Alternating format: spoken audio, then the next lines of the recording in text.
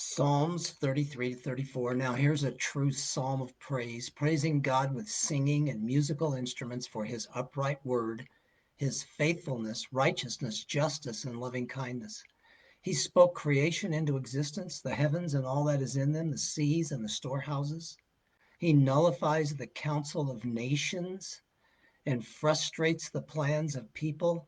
But blessed is the nation whose God is the Lord.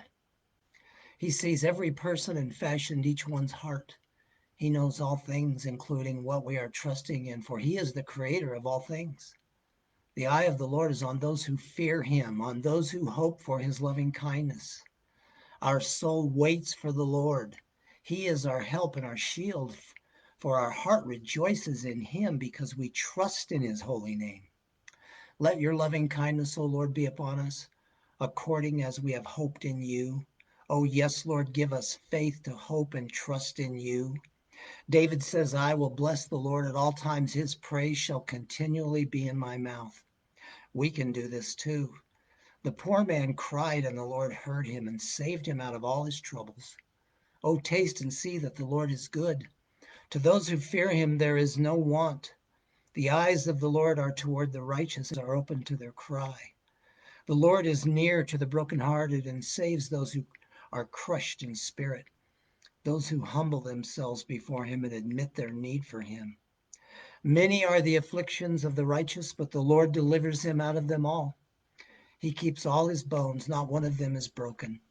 Here's another messianic passage referring to the fact that Jesus' bones would not be broken on the cross. Wow, it's true. The only appropriate response to this awesome God is radical worship with our mouths and with our lives.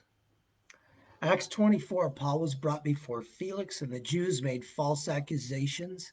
He admitted his hope in God, which these men cherish themselves, that there shall certainly be a resurrection of both the righteous and the wicked. All will live forever, either in the presence of God or separated from God.